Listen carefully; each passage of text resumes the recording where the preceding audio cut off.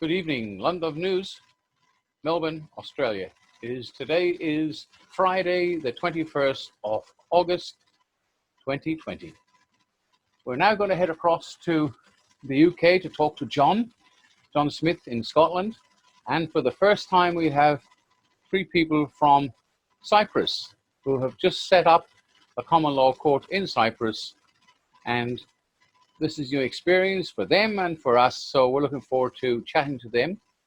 In the meantime, let's go straight across and get this show on the road and hope we can get some information that's going to be useful for us in the future. London News here in Melbourne. I'd like to welcome for the first time, we got two people from Cyprus. And of course, John is there in Scotland. He's in the process, if you can see the bricks in the background, he's obviously moved into the new place and he's going to tell us whereabouts he stands and where the website is and all the information that you guys are all hanging out and want the answers. Over to you, John, in Scotland. Hello, welcome to everyone. It's nice to be back again. Unfortunately, the brick behind me, just to point out, is the actual Stone of Destiny, just to let you know. So it's not just any stone, it is the Stone of Destiny. Right, in relation to the site just now and what's going on, and obviously the common law court, we have actually just moved into premises this week. We have workmen in just now doing up the premises just now. The computers are being installed and we have actually staff will be working from Monday, this coming Monday. Obviously this is going to get rid of the backlog of emails and orders and we'll be able to rattle through very quickly. So once again, we apologise for this just now, but there has been difficulties trying to secure these premises. We've got the staff in, so we're hoping in the near future we'll actually be able to communicate more regularly. We'll be able to address various issues promptly, and in relation to things like the orders, we'll be able to turn them round within 48 hours once we get rid of the backlog. So there is quite a lot of work going on in the background just now. We're discussing various papers we're preparing just now, we're putting in. The website is obviously still being worked on just now. There was an error because of previous facilities on the website, plugins. We'd updated one of the plugins and that actually wiped out 3,500 people. So we've actually had to reinstall it because it's all backed up. And when we backed it up, it is the system actually renumbered them because they've been resubmitted this year. So they're re-entering the system under a 2020 date, which changes all the numbers. So they're actually currently being changed back to the original one and loaded back onto the site. So it should be done the next couple of days. So the site should be fully operational come Monday. We will have staff on board as well. So we're moving forward and obviously we'll help out dealing with the public in the future. So bear with us just now and we apologise for this. Okay? That's fantastic, John. It's great. Perhaps we've got three people from Cyprus. If somebody in Cyprus wants to say, let us know what's happening in Cyprus, that'd be fantastic in the common law court you guys have set up and who is who, and give us some information so John can put this down on the Stone of Destiny. Okay, hi, my name is Aliona. You can hear me? Yes. Yes. Okay. Yes. Basically, we just spoke to Brian a few days ago, and he suggested we jump on this Zoom call. My name is Aliona Borisova. I'm actually been living in London for the last 20 years, and I came to Cyprus on holiday in January, and I end up staying here. I have properties here since 2006. And John, anything else you'd like? What else is happening over there? Have you got some court cases coming up, or are we stuck? Well, we can't do nothing here because we have a little virus floating around, and it's masquerading as everything that possibly be that's political. Any more news from Scotland and the UK? Yeah. We've actually got, there's a follow-up to the paperwork we submitted recently to the Prime Minister and the heads of state. I would like to confirm that we have received no response from any of them, which is wonderful because they don't know what to do. So it's confirmed the position of the living men and living women, which is great. What we're actually doing now is putting together paperwork. We've actually started submitting to the courts, but it's the next step in the process, confirming basically our position in taking back control. Now, the paperwork we have just now, given their failure to respond this time, they can actually and will be possibly arrested for treason, committing treason against the people. So the paperwork structured in such a way that they cannot ignore it. And if they choose to do so, they will be prosecuted. And that is going to put them in a very difficult position, because we're going to be dealing with the chief constables as well. So when we highlight the position that they're in, they have to comply with it. If not, they're also complicit as well, and they can also be arrested. So we are moving forward. We've put in 3 or 4 of these already, literally this week. Over the next week to 10 days, we should have probably another 7 or 8. Now, all these cases that are going in are to address different subjects, which means in about a week to 10 days time, we can make this paperwork available so it can be used internationally by everyone. And the aim is to put this in and hold them accountable. Now, we're also moving forward with the enforcement as well, having obviously got our training course basically drafted out. It's a 2-day training course. We're looking at obviously holding these and appointing enforcement constables to set this up initially in the UK, but it's something we wish to roll out, and there's been interest from other countries, including yourselves in Australia. So we'll get this done as soon as we can, which means that we will effectively have constables under common law assisting the people and protecting them very shortly. Okay. Yeah, we're going ahead with the Sheriff's Department, and we've got the uniform almost done. I think, I don't know if you can see the badges we've done. We've got that organized and IDs. We're going khaki uniform. We do not want to be black. We do not want to be blue, or black and blue, perhaps in the beginning. We're going to, if people see us, we know khaki uniform. We've got nothing to do with the establishment. So that's already in its process of setting up. Everybody wanted blue shirts, John, and they wanted black shirts. But when they've seen the khaki ones, we look different. We got the shoulder flashes done, and they'll know who we are. So we're nothing to do with the system. In fact, it's a filthy word. Anybody got any questions for John? Anywhere in the world? Yeah, I mean, I would like to ask, because I just jumped in. So I don't know, maybe you already explained this. So what you were talking about, John, and the other gentleman, about enforcements against police constables, chief police constables. Yeah. So are you submitting some paperwork quickly through the common law court in the UK, from what I understand?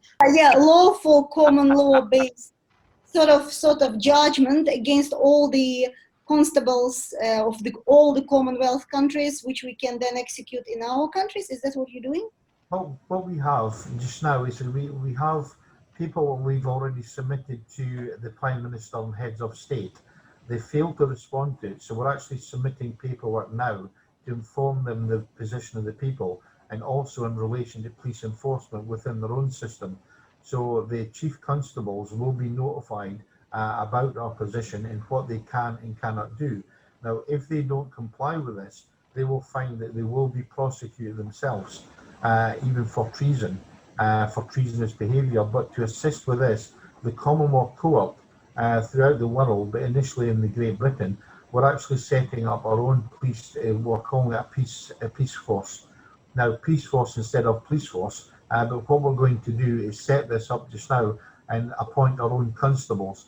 So effectively we'll have a police constable, which is equivalent to their police officers, but they will have specific duties and they will protect people and act under common law. They will not be enforcing things like fines. They will not be working with the state. They will not be working with statutes. It's going back to the old policing style, the Bobby on the beat, but will be there to protect the people. So when people throughout the world are having problems with existing authorities, they can call for assistance for these constables to appear, and these constables will appear and obviously resolve the matter for them. They will also have their power and authority to make arrests as well and hold people accountable, and we can convene common law courts to address their behaviour. Taking it further, we have the possibility, so depending on the people and the verdict of the jury, we can issue various punishments, and there has been obviously work of, in more serious crimes, giving out obviously a prison sentence, a custodial sentence. Now for that, we're actually in the process just now, and we've had some people offering land and facilities and builders, but we're actually thinking about setting up and building our own prisons for the common law court to use. So we'll have a policing system, we will also have prisons, and we have our own courts. So if the state don't wish to comply or assist with what we're doing just now, we'll just set up our own system. And this can be replicated throughout the world. Who's gonna fund all of it? Pardon? who's gonna fund all of this? Fund? Yeah. Oh, funds. We've obviously just now we've obviously worked with donations just now. We have people just now in England just now have donating land free of charge. They actually have land. We have construction workers, builders that are actually coming in and say they're going to do this free of charge. They'll actually help and assist. We're looking obviously to cover the cost for the materials, but we have people that said they would donate to this project. We also have people that's willing to donate to assist with uniforms for the enforcement officers rather than constables. So the constables will be set up, even the training, it's a 2-day training course, but this will be funded by ourselves as well. But people, because we're actually moving forward, have spoken about this, and we're looking at obviously other funding issues just now, but it will be dealt with through the Commonwealth Court. So the individuals that are being trained will not have to pay for this themselves. It's been done through the Commonwealth Court. And obviously, I think given the problems throughout the world just now, people are actually really keen to get this rolling, and they're quite happy to contribute to this. There is actually other ways to do it because we pay currently have done all our lives have been paying tax to the system. Given the fact that money's in there, we paid it. It says we're entitled to ask them to return some of the money to set this up. So we may be putting in obviously a letter to require them to pay towards this or access funding. It says if they refuse to do so, it would give an ideal solution to withhold taxes, so we can actually just pay into this system instead of paying to the state. So it's being looked at just now, but so we do have some backers, we have some funders, and as I said, it's in place. We actually have been donated land as well, so it seems to be moving forward rapidly just now. It's just that there's a lot going on just now with obviously moving into premises as well. We're going to hopefully in the next couple of weeks start putting out videos as well, because we've been unable to do so given the last couple of months of what's going on. But we'll start doing this, and also what we're hoping to do with the likes of yourselves, we're hoping to set up regular Zoom meetings, because we've got pilot people in other countries who wish to join this as well. So if we can actually tap in and have regular meetings internationally, we can get more people involved throughout the world. Stephanie? Hi, John, how are you? Hi. Hi. I just wanted to ask, so that's what's in place for the UK. Currently, we don't have the system up and running as yet in Australia. Yeah. It's all in the process. But with the paperwork that you served on the Prime Minister and our premiers, what are the dates and what's the due process for the next plan of attack on getting these people out of there? Well, what we've got just now, the paperwork we've done just now, is just the new cases just now, we can actually take that and serve it to them, and basically it says present the paperwork to them, inform them that they're required to do X, Y, or Z, and this time if they don't actually comply, this time we're going straight to the chief constables, it says have them arrested for treason. Now, if the chief constables don't comply, they'll also be arrested as well, and we'll start dealing with the rest of the police. We'll go to the other politicians to put them in their place as well. And then if they are not going to do it at all and comply at all, we'll release the information to the people with all the evidence to confirm that their own Prime Minister, the heads of state, and even the chief constables are committing treason, and we have it in black and white. And then we can actually say, right, well, what we need to do is set this up in Australia as well, so we can move reasonably quickly on the enforcement. We've got training course as well. We can get that set up very quickly, and that then would allow the constables for the Commonwealth Court to make lawful arrests on these individuals. So there are ways around it. You can actually hold them accountable in your own courts. The courts that you're going to convene just now, the paperwork's fine. The only thing apart from serving the paperwork, there's two issues. The paperwork's actually been okay because we looked at it. All you have to do with the paperwork is add additional evidence by way of exhibits. So the paperwork that you have, all the forms can go out, notify them of the venue and the date, and when you do that, put all the evidence you're submitting to the court behind your paperwork. So in the statement of claim that go out, you're going to attach additional documents that you're going to use for evidence. A statement of claim, what you should do is put in a copy of your birth certificate and say your ownership of the fictitious name. So that goes in to prove that you actually have that. And then with that, if you have received letters from the opposition the defendant, if you've been prosecuted or they've sent you a letter and it confirms their behaviour, what they've done, you add that as evidence as well. So you add that to evidence so the jury can see that, and then you present the information. Now, you don't want to bombard juries with war and peace, so you're not going to obviously bombard them with hundreds of papers. You try to keep it as brief as possible. If you have possibly 5 or 6 documents to give them, preferably 2 or 3 pages of document, that's more than enough, because basically your case will be presented on the day verbally. So you do that, but you still require some evidence to back you up. So you require these documents put in along with your statement of claim, and you can serve it. So other than that, you're pretty much ready to go. The only thing that I will say, you can do, but I would advise slightly, because through experience, I would probably advise slightly differently. I think Brian was going to do a case, and I think you were also going to join in as well, and you were going to try and hold the 2 cases on the same day. Yes, if the dates Yeah. work out. But Yeah. I'm wanting to take one of the police to court. I want to, change the person, and I don't know whether he's going to go all the way out to Mullumbimby, which is a long way north. Yeah. The thing about having the cases just now, if you do 2 in the same day, for the first one, it's probably difficult, and it'll take a little bit of time because the public are not used to it. So by the time you go through that, it might be difficult to get in the 2. You'll find that the jury on the very first day will take quite a long time to make a decision and come up with, it won't be the decision will be easy, but what they'll do is they'll try to take a bit of time to think about the punishment. So I think they may deliberate for a while, and if you try to fit 2 cases into the same day, you may be pushed for time. So that is possibly worth thinking about doing that, and see how you think. With obviously the enforcement side as well, this is when we actually use this, you get the verdicts from the court, we serve that on them, and then obviously get them to comply. If they fail to comply, there can be enforcement there from sheriff's appointed officers or constables. We can then obviously do that.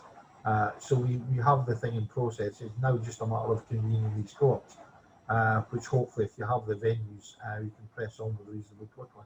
So, What's to say? Hang on, Anne. Yeah. Anne, you've had to go. Go on. All I wanted to ask, John, was that paperwork I sent you some time ago regarding a guy. Have you had a chance to look at that at all? I have, but I can't remember what it was about. I have actually looked at it because it was concerning me for something. I remember that issue because he's actually putting paperwork just now, and it was confusing because the paperwork is already done, and that's what I wanted to speak to him about. And thank God for people like you in England or in Scotland, or whatever the case may be, UK, who have started this up. Is without this, we would never progress. There's lots of people here have been banging their head off the same wall with the same brick and have got nowhere. High Supreme Courts, they go along with you, and then when you come back on the 5th or 6th day, they change the goalposts and they just laugh at you because you weren't here for the last week. Now we've got to forget all about. Look, the Magna Carta. Look, there's 2 prongs to a fork. People who want to go along with the legal system, by all means, do your best. If you haven't learned by banging your head off that same brick, well, good luck to you. You've got to cross over. We've gone down a new path, and there's no going back. And it's got to be under the one umbrella, and that is common law, which is there long before Adam and Eve. Well, probably Adam and Eve started it all off with that bloody apple. Anyway, anybody got a question for John? Different people. Right, we'll have another man. He's got his hand up there. Go ahead. Sorry, just before you go just now, if you give me a direct contact, it's just for obviously the people in Cyprus. What I can do is actually phone and clarify obviously 1 or 2 other points and explain how we operate. So because they're actually working in Cyprus, it's slightly different there, but I can actually speak to you in the coming days and have a chat. If you get anything you'd like to add tonight, so basically you will be set up in. I say we give you till the end of the month. We could say you'll be pretty right. Oh no, the end of the month's pretty short, isn't it? We're nearly there. We're literally we're the next week away. We're literally here. We've got people coming in, staff coming in, another 6 helpers. They're commencing on Monday. So basically they'll be taken in to deal with the backlog orders and emails and that. So we're going to do that. The website should be okay in the next couple of days. So we'll be back to full running. And again, we're looking at obviously setting up the new website as well. Yeah. Yeah, John, if you could tell us a little bit about well, I think the King in Waiting, King John Halliot, John the Third, a lot of people are saying, and there's programs are on YouTube saying that the Queen has abdicated, hasn't left the. I was going to say left the Vatican, but she has been there, but left the palace. And has she gone to Balmoral or is she in Sandringham? That was a question. 500 miles, and he said it's only 4 to Balmoral. So has the Queen moved out, and is John ready to move in? John Halliot, not you. Well, as far as we're aware, the Queen officially is in Balmoral.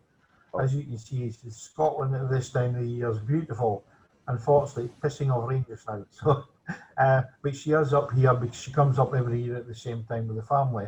Now, the things that have came out in the last few months, the Queen had moved in COVID. She moved into Windsor Castle. She's took the route there and stayed with the family. Now, what happened in the meantime is on the palace gates at Buckingham Palace, the emblem came down for the Queen, came off the gates. The guards were then removed, and then the staff, which number 250, have all been dismissed. So there's no staff in Buckingham Palace now. Then the announcement came out that the Queen would no longer be returning at all to Buckingham Palace. Now, if she's not there and that's a palace, and we'd obviously spent money on that doing it up in the last few years, they've actually effectively closed it down. She didn't actually say that it would be used by other royals, but I would find it very difficult for them to do so because there's no staff there either. So there's something definitely gone wrong, and she seems to be stepping aside. As I said, the staff were dismissed. The other thing we found out, she announced a couple of days ago that she's now retiring from all official duties because she's going to spend time looking after the Duke of Westminster, her husband, because he's aging and his health not great. So she's officially standing down from all royal duties. Now, again, that's something else that's happening. So we have a Queen that doesn't live in the palace, that's taken down the logo, the emblem from the palace. She's sacked all the staff from the palace. She's admitted she'll never go back there, and she's retiring from all official duties. Effectively, we don't have a Queen. That was fantastic. I'd like to thank our new friends from the Common Law Court in Cyprus for coming on board tonight, and of course, all our local New South Wales and Victorian people, and of course, John's come all the way over from Scotland in the rain. Anyway, John, thanks very much for turning up and helping us out, and we're going off the air now, so we'll carry on with our little conversation. So thanks, John. Yeah, thanks.